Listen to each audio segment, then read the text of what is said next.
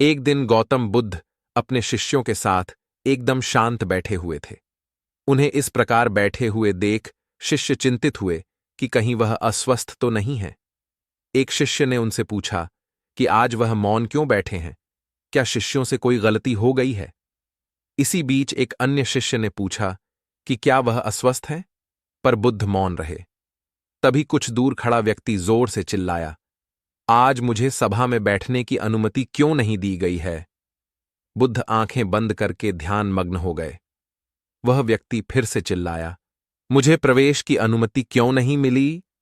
इसी बीच एक उदार शिष्य ने उसका पक्ष लेते हुए कहा कि उसे सभा में आने की अनुमति प्रदान की जाए। बुद्ध ने आंखें खोलीं और बोले, नहीं, वह अछूत है, उसे आज्ञा नहीं दी जा सकती। यह सुनकर शिष्यों को बड़ा आश्चर्य हुआ।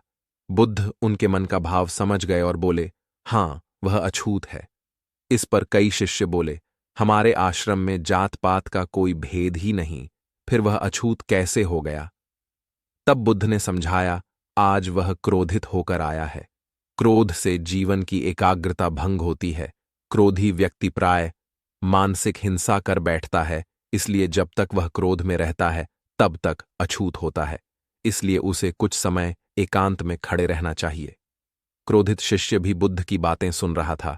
पश्चाताप की अग्नि में तपकर वह समझ चुका था कि अहिंसा ही मनुष्य का महान कर्तव्य व परम धर्म है। वह बुद्ध के चरणों में गिर पड़ा और कभी क्रोध न करने का प्रण लिया। शिक्षा। आशय यह है कि क्रोध के कारण व्यक्ति अनर्थ कर बैठता है और पश्चाताप उसे बाद में होता है, जिसका कोई लाभ नहीं मिलता। इसलिए हमें क्रोध नहीं करना चाहिए। असल मायने में क्रोधित व्यक्ति अछूत हो जाता है और उसे अकेला छोड़ देना चाहिए। क्रोध करने से तन, मन और धन तीनों की हानि होती है। क्रोध से ज्यादा हानिकारक कोई और वस्तु नहीं है। अच्छी बातें सुनन से नहीं बदलता है जीवन, लक्ष्य तक पहुंचने के लिए चलना जरूरी है। गौतम बुद्ध रोज अपने शिष्यों को उपदेश देते थे। बुद्ध की ज्ञान की बातें सुनने काफी लोग आते थे। एक व्यक्ति गौतम बुद्ध का प्रवचन सुनने रोज नियम से आता था और उनकी सारी बातें सुनता था। बुद्ध अपने प्रवचनों में क्रोध, अहंकार, लोभ, शत्रुता छोड़ने की बात कहते थे।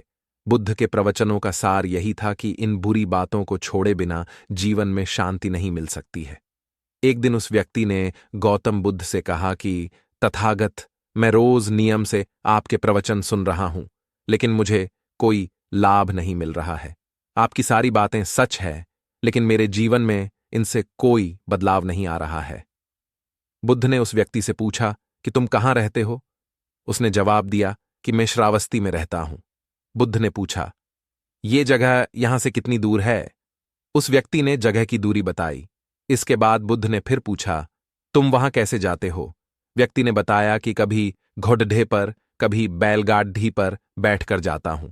बुद्ध ने फिर पूछा कि तुम्हें वहां पहुंचने में कितना समय लगता है? व्यक्ति ने पहुंचने का समय भी बता दिया। इसके बाद बुद्ध ने अंतिम प्रश्न पूछा कि क्या तुम यहां बैठे बैठे ही श्रावस्ती पहुंच सकते हो? इस प्रश्न के जवाब में व्यक्ति ने कहा कि गुरुजी, ये कैसे संभव है? इसके लिए तो चलना पड़ेगा, तभी मैं वहां पहुंच सकता हूं। बुद्ध बोले कि हम चलकर ही हमारे लक्ष्य तक पहुंच सकते हैं। ठीक इसी तरह जब तक हम अच्छी बातों का पालन नहीं करेंगे, उन पर चलेंगे नहीं, तब तक हम पर प्रवचनों का कोई असर नहीं होगा। सिर्फ अच्छी बातें सुनने से हमारा जीवन नहीं बदलता है।